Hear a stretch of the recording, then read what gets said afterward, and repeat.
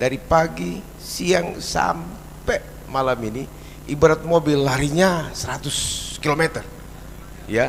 Biasa kalau sudah sore kan orang udah ikut ibadah 3 kali udah agak melempem. Ini saya lihat ini seperti mobil digas terus. Jadi target yang 100 tadi Bapak Gembala ya, itu pasti akan tercapai. Karena tadi saya diingatkan satu kebenaran oleh Yesus. Dia katakan bahwa ukuran berbuah itu dalam Matius 30, 60, bahkan apa? 100 kali lipat ganda.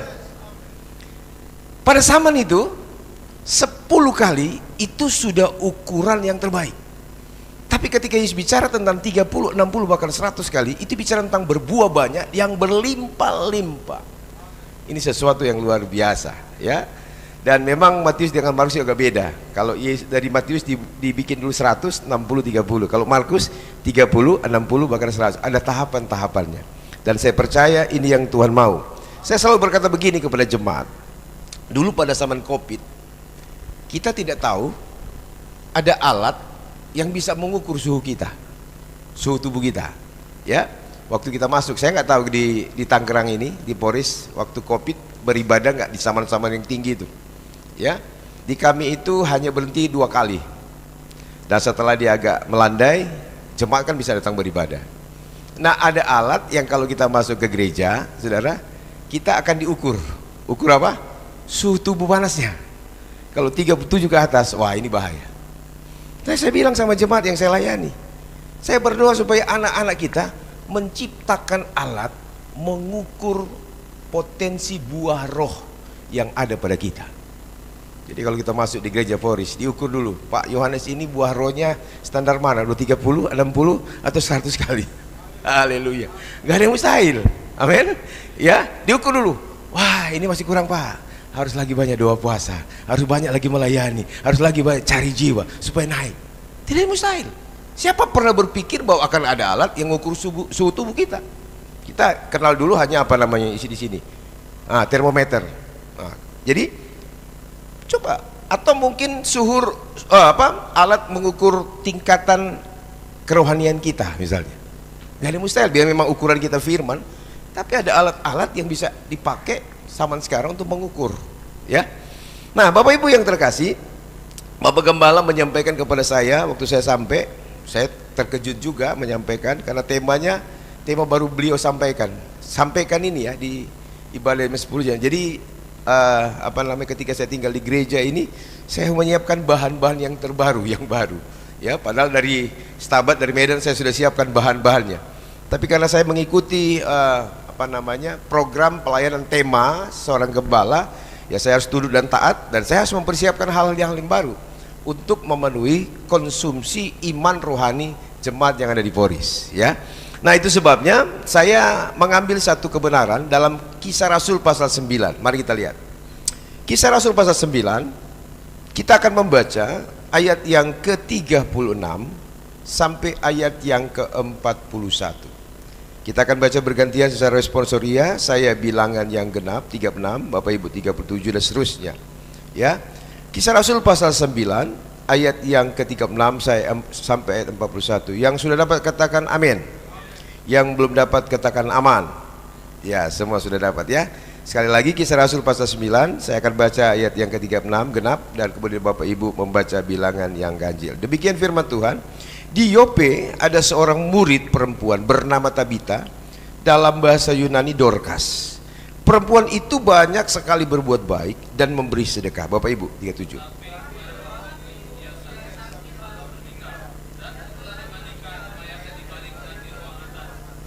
Lida dekat dengan Yope. Ketika murid-murid mendengar bahwa Petrus ada di Lida, mereka menyuruh 2 orang kepadanya dengan permintaan, segeralah datang ke tempat kami.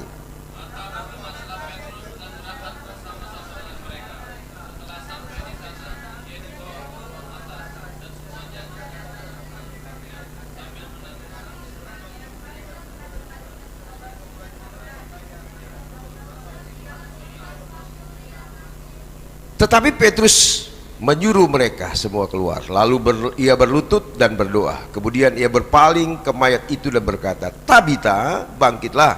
Lalu Tabita membuka matanya, dan ketika melihat Petrus, ia bangun lalu duduk. Satu sama-sama, 1, 2, 3. Petrus memegang tangannya dan membantu dia berdiri. Kemudian ia memanggil orang-orang kudus beserta janda-janda, lalu menunjukkan kepada mereka bahwa perempuan itu hidup. Puji Tuhan. Sampai situ pembacaan firman Tuhan. Malam hari ini saya beri judul khotbah saya, belajar dari seorang murid yang berbuah. Namanya Dorcas atau Tabita. Ini judul khotbah saya, belajar dari seorang murid yang berbuah, yaitu Dorcas atau Tabita. Nah, kalau kita membaca kisah ini, saudara, kisah ini sangat menarik karena ada penyebutan kata murid. Itu dalam ayat yang ke-36 dikatakan, di Yope ada seorang murid perempuan. Sama dengan tema global yang disampaikan Bapak Gembala, menjadi murid dan berbuah. Tadi pagi saya sampaikan bahwa menjadi murid itu adalah sebuah proses belajar yang terus menerus. Ya, di dalam tangan Tuhan, saya dan saudara juga adalah seorang murid. Tadi Bapak Yohanes menyampaikan satu ayat di kitab Yesaya, biarlah kami menjadi seorang murid yang selalu mendengar suara Tuhan. Karena itulah pekerjaan kita, menjadi murid terus menerus. Nah, kalau kita menjadi murid tentu ada proses belajar, ya. Dan kalau Bapak Ibu lihat kata murid dalam Alkitab, itu artinya seorang yang sedang belajar dan seorang yang berkomitmen mengikuti Tuhannya, itu murid, ya. Dan kalau kita melihat di sini sangat menarik sekali. Dalam Perjanjian Baru, khususnya di Kisah Para Rasul, kata murid itu dicantumkan kepada seorang perempuan yang bernama Tabita. Ini cuma satu-satunya. Kalau Bapak Ibu gali, saudara, kata murid ini hanya dicantumkan kepada Tabita. Kepada tokoh-tokoh laki-laki atau pria itu banyak, Bapak Ibu. Nah, seperti tadi saya sampaikan Timotius. Timotius itu ada disebut 24 kali saudara namanya, dan dia disebut seorang murid. Tetapi ketika kita menggali dalam Perjanjian Baru, kata murid ini khususnya kepada seorang perempuan hanya dicantumkan kepada Tabita atau Dorcas. Dan sangat menarik sekali adalah Dorcas atau Tabita hanya disebut satu kali dalam Alkitab. Ya, hanya disebut satu kali dalam Alkitab, tetapi hidupnya sangat berpengaruh. Kenapa? Karena dia berbuah. Seorang yang berbuah itu seorang yang berdampak tentunya. Mungkin gak banyak disebut dia, tapi hidupnya tercatat dalam Alkitab. Sangat menarik sekali, dalam satu pembagian pasal yang sama, Bapak Ibu bisa melihat di atas, ada seorang yang disembuhkan atau dibangkitkan dari kematian, ya, dia sakit 80 tahun, terbaring di tempat tidur karena lumpuh, namanya Eneas. Tapi Alkitab tidak mencatat perbuatan Eneas apa. Tidak ada karya dalam kehidupan Eneas. Biasanya orang yang sudah merasakan kebaikan, kemurahan, anugerah Tuhan, pertolongan Tuhan, tentu dia harus jadi murid yang berkarya untuk Tuhan. Amin. Paling tidak dia bersaksi bahwa jiwa kepada Tuhan. Wah, saya dulu lumpuh 8 tahun loh, bukan gitu. Ya, tapi kisahnya nggak dicatat dalam Alkitab. Yang menarik adalah seorang murid yang namanya Tabita atau Dorcas itu dicatat. Tabita, kalau kita gali dalam Alkitab namanya, arti namanya yaitu kijang atau rusa. Ya, ini sangat menarik sekali yang kita pelajari. Nah, saya akan bawa kita melihat ada 3 hal yang menarik dari Dorcas yang bisa kita teladani, dan saya bisa menganggap itu sebagai buah kehidupan. Yang pertama, Bapak Ibu, hal pertama yang saya lihat dari Dorcas itu ada di ayat yang ke-36. Dikatakan begini, di Yope ada seorang murid perempuan bernama Tabita, dalam bahasa Yunani Dorcas. Perempuan itu banyak sekali berbuat baik dan memberi sedekah. Poin pertama adalah, hal pertama yang kita bisa pelajari dari Dorcas dan dianggap sebagai teladan hidup karena dia berbuah untuk Tuhan adalah, Dorcas dikenal dari perbuatannya, bukan karena perkataannya. Ada banyak orang ngomong janji, aku mau buat begini, aku mau buat begini. Tuhan, kalau aku sembuh, aku melayani Tuhan. Tuhan, aku sembuh, aku akan beribadah kepada Tuhan. Tuhan, kalau engkau buat begini, aku akan engkau tolong pekerjaanku, usahaku menanjak, aku akan korban untuk Tuhan. Itu cuma ngomong, sudah. Eksekusinya sampai sekarang, bahkan sampai Tuhan Yesus datang belum dieksekusi, hanya ngomong. Orang bilang hanya omdo. Tahu Bapak Ibu omdo? Omong doang. Tapi Alkitab katakan, firman Tuhan katakan Dorcas tidak seperti itu. Dalam ayat ini kita lihat Apa yang dilakukan oleh Dorcas sehingga dia dikenal dari perbuatannya? Firman Tuhan katakan, ia banyak sekali berbuat baik. Itu sangat relevan dengan apa yang disampaikan Bapak Gembala Yohanes pasal 15 tadi. Berbuah banyak. Berbuah banyak ini kan tadi diurunkan dengan 3 poin, saudara. Berbuah karakter, berbuah pelayanan, melayani Tuhan, dan berbuah jiwa, mencari jiwa. Dan Dorcas, firman Tuhan katakan ada di sini. Saya bisa sampaikan adalah dia berbuah pelayanan, berbuat baik, ya. Dan bukan hanya berbuat baik, firman Tuhan katakan dia juga banyak memberi sedekah. Wow, ini luar biasa Bapak Ibu. Banyak sekali berbuat baik dan banyak memberi apa? Memberi sedekah. Pertanyaan kita, apa sih profesinya si Dorcas? Kalau Bapak Ibu lihat dari kisah ini, kita bisa menemukan bahwa Dorcas ini, kalau kita katakan jelas dia hanya seorang penjahit, seorang tailor. Nah, dalam pengalaman kita, biasanya Bapak Ibu, seorang penjahit itu ada penjahit yang memang kaya, tapi ada penjahit-penjahit yang sederhana di pinggir-pinggir jalan, pinggir-pinggir kios, toko, kita lihat sederhana. Kalaulah si Dorcas ini penjahit yang terkenal, yang kaya, betapa murah hatinya dia, berarti orang yang suka memberi. Tapi kalau dia penjahit yang sederhana, berarti dia membagi apa yang dia dapat dengan orang lain. Itulah yang namanya buah ilahi. Dia tidak mau makan sendiri, dia bagi untuk pekerjaan Tuhan. Ini yang luar biasa. Kenapa demikian? Karena kembali dia sudah jadi murid. Murid bicara tentang kedewasaan. Tadi saya sampaikan di ibadah pagi, sebuah pohon tidak akan pernah berbuah sebelum dia menjadi dewasa. Pohon itu harus jadi pohon yang memang maksimal kedewasaannya, tumbuhnya, agar menghasilkan buah. Biarpun mungkin jagung 3 bulan, harus 3 bulan dulu baru berbuah. Mangga mungkin 5 tahun ke atas baru berbuah misalnya. Sawit mungkin 15 tahun ke atas baru berbuah. Ya, harus mencapai waktu yang cukup maksimal, ya, untuk berbuah. Nah, kalau kita lihat Dorcas di sini, firman Tuhan katakan kehidupannya sangat luar biasa. Dia dikenal karena perbuatannya. Dia jadikan perbuatan baik itu gaya hidup. Ada orang pas masa-masa kampanye, ya, waktu masa-masa pemilihan caleg-caleg itu di bulan Desember, banyak sekali caleg-caleg yang telepon saya, Pak Pendeta, ada di mana Pak Pendeta? Oh, saya lagi di gereja. Pak, saya lagi di rumah nih Pak, mau jumpa Bapak. Oh, ngapain? Saya mau kasih sumbangan. Wah, siapa yang nggak senang kalau sumbangan? Tapi saya pikir selama saya melayani di Stabat, belum ada pernah dia menghubungi saya. Kemudian besoknya ada lagi, Pak Pendeta, saya pengen jumpa. Wah, ada Pak, ada apa? Adalah Pak, saya mau kasih untuk pekerjaan Tuhan. Wah, ya, sudah hampir 3 tahun berlalu, sudah hampir 3 Desember, 3 Natal berlalu, tidak ada lagi menghubungi saya Pak, karena perbuatan baiknya musiman, hanya ada waktu-waktu tertentu, ya, ada maunya baru menghubungi, ya.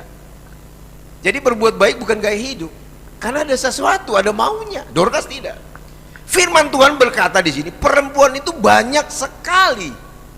Kata banyak itu jamak, berjenis-jenis. Sesuatu yang sudah dia kerjakan, ini sesuatu yang luar biasa. Ini yang namanya buah pelayanan dia kerjakan. Maka dikatakan dia banyak memberi sedekah. Ini murah hati. Ini sesuatu yang luar biasa, nggak gampang nih. Jadi kalau orang yang sudah jadi murid, dia pasti akan banyak menghasilkan buah. Amin. Jadi penting bagi saya dan saudara untuk bisa menjadi murid yang Tuhan rindukan. Ini yang pertama, poin yang pertama. Poin yang kedua, Bapak Ibu, Kita melihat ayat 39. Hal kedua yang saya lihat dari Dorcas yang bisa kita teladani dan dianggap sebagai buah. Dalam ayat 39 dikatakan begini. Maka berkemaslah Petrus dan berangkat bersama-sama dengan mereka. Setelah sampai di sana, ia dibawa ke ruang atas dan sebuah janda datang berdiri dekatnya, dan sambil menangis mereka menunjukkan kepadanya semua baju dan pakaian yang dibuat Dorcas waktu ia masih apa? Waktu dia masih hidup. Nah, saya melihat di sini Bapak Ibu, yang kedua adalah hal kedua yang saya sampaikan, kita bisa teladani. Dorcas menggunakan potensi keahliannya untuk melayani Tuhan. Efesus 2:10 berkata, karena kita ini buatan Allah, diciptakan dalam Kristus Yesus, ya. Tuhan mau apa? Kita melakukan pekerjaan baik yang Tuhan sudah siapkan bagi saya dan saudara. Amin Bapak Ibu. Efesus 2:10. Jadi kita diciptakan, kita diselamatkan itu ada tujuannya. Bukan sekedar tunggu-tunggu duduk akhirnya masuk surga Bapak Ibu. Pasti ada tujuannya. Itu Efesus 2:10.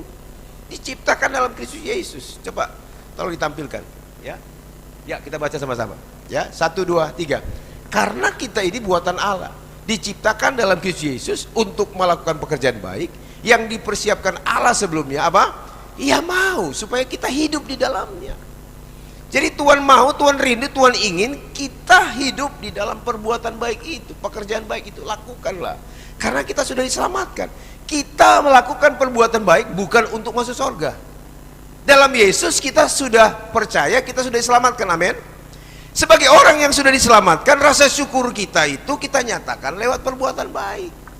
Mengasihi, melayani Tuhan, cari jiwa, berkorban.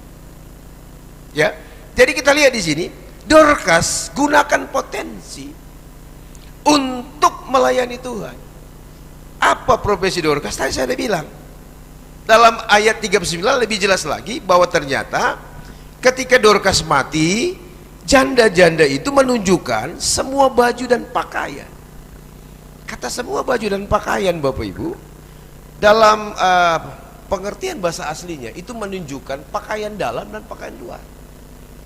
Berarti pakaian yang satu paket Bapak Ibu. Ya, betapa luar biasanya Dorcas memberi talentanya. Apa talenta kita? Apa skill kita untuk pekerjaan Tuhan? Saya dengan jemaat, kami sedang mencari dana untuk pembangunan. Nah, ada seorang ibu yang Tuhan kirim di gereja kami. Kami mencari dana itu dengan jual jual kue ketawa. Tahu ya kue ketawa ya? Hah? Ada ya? Tahu? Pernah makan kue ketawa? Yang ada wijen-wijennya Pak? Pernah ya? Itu ciri khas Siantar tuh. Kalau kita Siantar, Mukarana dan Toba ada tuh, ya. Kuenya kayak begini, ada kayak ketawa lah ada. Sebenarnya istilahnya beda-beda tipis saja, ya. Apem ya, tapi ada dipotong jadi kayak ketawa begitu, ya. Iya. Nah, jemaat kami ini dengan 5 kilo adonan tangannya itu, ya, itu kami bisa pasarkan. Jadi sekali olah 5 kilo itu bisa dapat 1,5 juta satu hari. Sehingga di jemaat kami itu dia punya satu visi, dengan kue ketawa kami dapat 1 miliar. Tadi Bapak Gembala katakan, ya, harus punya visi yang banyak besar. Hanya dengan kue ketawa dapat 1 M. Nggak ada yang mustahil saya bilang, ya. Hanya dengan adonan tangan buat kue ketawa. Jadi begitu 5 kilo itu sekali olah Bapak Ibu dapat 1,5 juta. Mungkin modalnya 300.000. Jadi kalau modalnya 300.000 dari semua bahan-bahan itu 1-2, ya luar biasa. Hanya mungkin sekitar 3-4 jam diolah dapat 1,5 juta. Ini luar biasa, ya. Itu dengan apa? Dengan skill. Jadi melayani Tuhan, apa yang ada padamu, potensi apa yang ada padamu. Tuhan tidak cari apa yang tidak ada pada kita. Amin Bapak Ibu. Tuhan berkata kepada Musa, apa yang di tanganmu Musa? Tongkat Tuhan. Ya, coba kamu lepaskan. Begitu dilepaskan jadi ular memakan tongkat-tongkat Ali Nujum. Waktu dia mau lewat Laut Merah, apa yang ada di tanganmu Musa? Tongkat. Coba belah Laut Merah itu. Tuhan pakai apa yang ada pada kita, bukan yang ada tidak pada kita Bapak Ibu. Bilang sampai kiri kanan, Tuhan pakai apa yang ada padamu. Amin. Gali potensi apa yang ada pada kita, ya. Apa yang ada pada kita. Jangan kita, oh aku mau pengen begini, nggak ada pada kita, kita malah iri sama orang lain. Ya, nah Dorcas, firman Tuhan katakan yang ada pada dia adalah keahlian sebagai tukang jahit. Saya punya anak sekolah minggu, ya, dia sekarang memang gerejanya di Katolik, ya, tapi keahliannya sekarang adalah tukang jahit. Kalau ibu-ibu itu apa namanya yang ada manik-manik payetnya ya.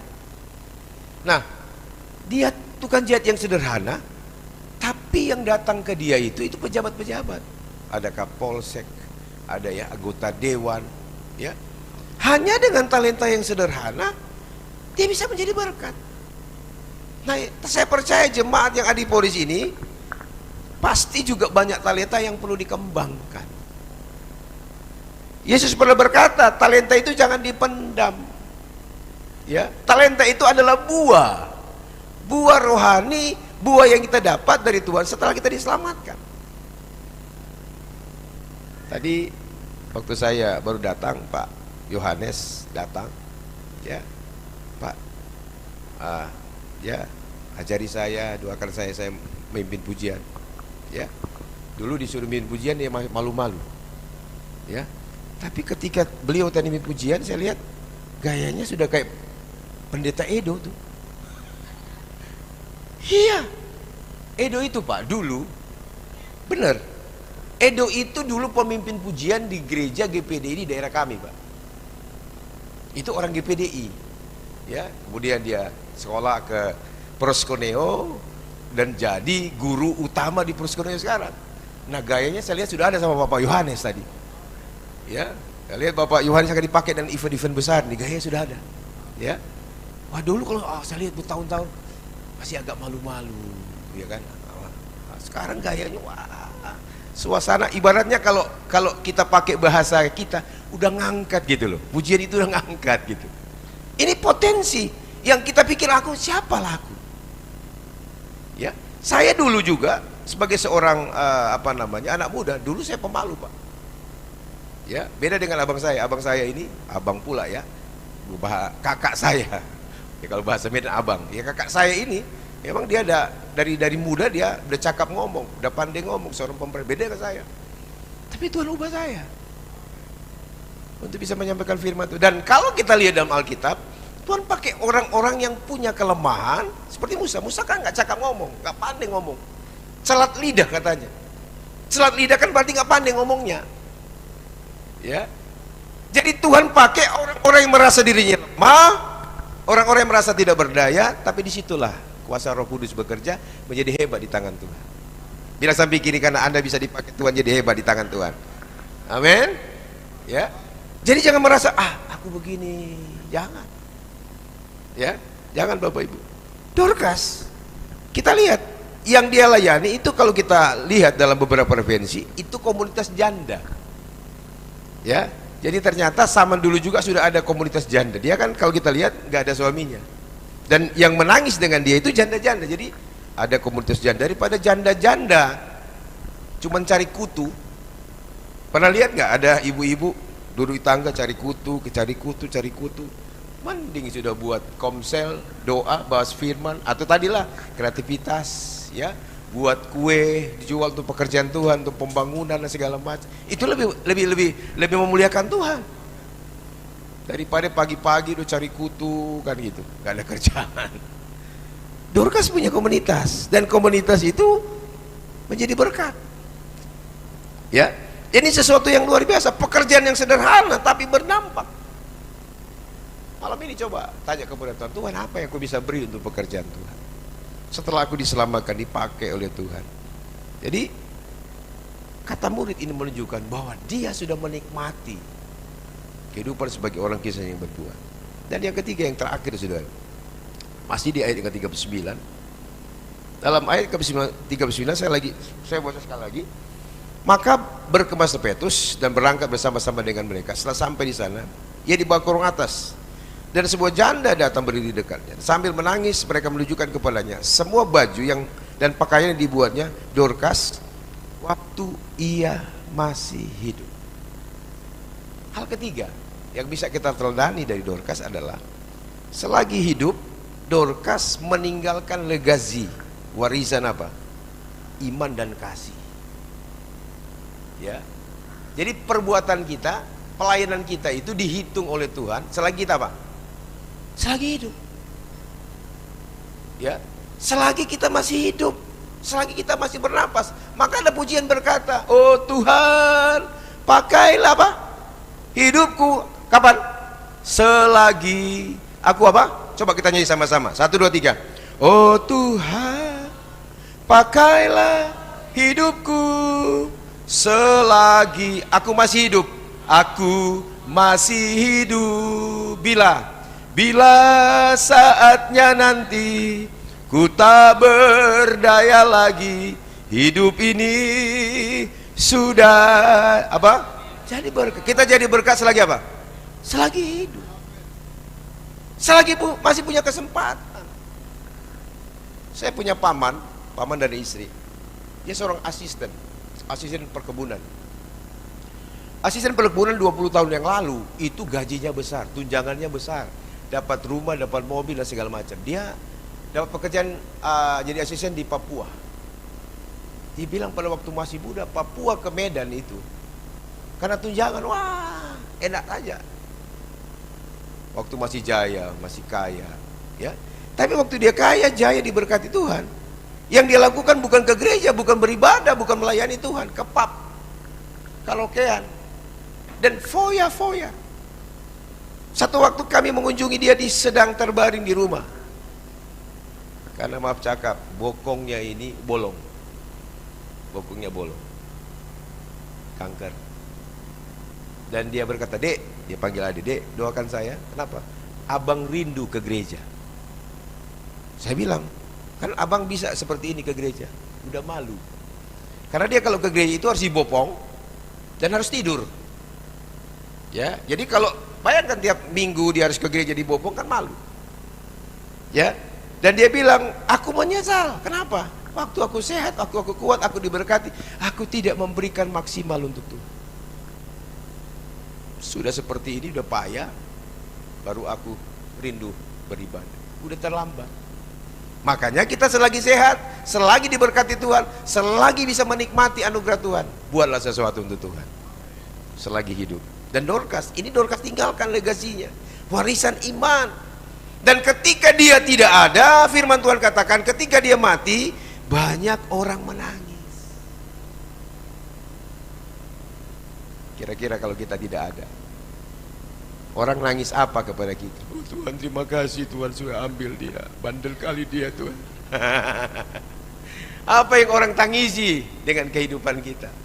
Ya, terima kasih Tuhan Engkau sudah ambil dia, mukul-mukul aku Tuhan, tersiksa aku, tertekan batin. Ya. Ada pelepasan. Ya. Ataukah Tuhan tolong hidupkan dia Tuhan. Ini yang didoakan para janda. Kalau boleh Tuhan jangan ambil dia. Dia berdampak dalam hidupku. Ya. Ada kehilangan. Sehingga Bapak Ibu perhatikan baik-baik. Para janda ini datang kepada Petrus minta. Ya, dalam ayat yang ke-38 di sana dikatakan Lida itu dekat Yope. Ketika murid-murid mendengar bahwa Petrus ada di Lida, mereka menyuruh, mintalah, datang. Doakan supaya si Dorcas bisa hidup kembali. Kenapa? Dia berdampak. Hidupnya berbuah. Kalau orang hidup berbuah, kalau boleh jangan cepat dipanggil Tuhan. Kadang-kadang kita punya prinsip, Tuhan baik kali dia, kenapa dipanggil Tuhan cepat? Saya juga agak heran. Sebelum kisah ini kan ada Stefanus yang martir, kan mati. Kenapa nggak dibangkitkan kembali? Tapi di sini sangat menarik. Dorcas ini yang dibangkitkan kembali oleh Tuhan. Kenapa? Karena kemurahan hatinya, belas kasihannya dan pelayanan ini sangat dibutuhkan. Sehingga kalau Bapak Ibu lihat dalam ayat yang ke-41, perhatikan baik-baik. Petrus memegang tangannya dan membantu dia berdiri. Kemudian dia memanggil orang-orang kudus beserta janda, lalu menunjukkan kepada mereka bahwa apa? Perempuan itu hidup. Ayat 42 kita baca sama-sama. 1, 2, 3. Peristiwa itu apa? Tersiar di seluruh Yope dan banyak orang menjadi apa? Percaya kepada Tuhan. Jadi ketika Dorcas dihidupkan kembali, banyak lagi jiwa yang dibawa kepada Tuhan. Sehingga Tuhan tidak rela orang yang masih berdampak ini langsung kembali ke surga. Satu ayat yang menarik bicara tentang buah. Coba kita lihat ayat ini. Ada dalam Filipi, bisa ditampilkan Filipi? Ya. Kita baca ayat 23, Filipi 1 ayat yang ke-23 sampai ayat yang ke-25. Filipi, ya, Filipi 1 kita baca, bisa ditampilkan 22 sampai 25. Coba kita baca sama-sama. Ya, baca sama-sama, kita baca sama, ya. 1, 2, 3. Tetapi jika aku harus hidup di dunia ini, itu berarti bagiku bekerja memberi buah.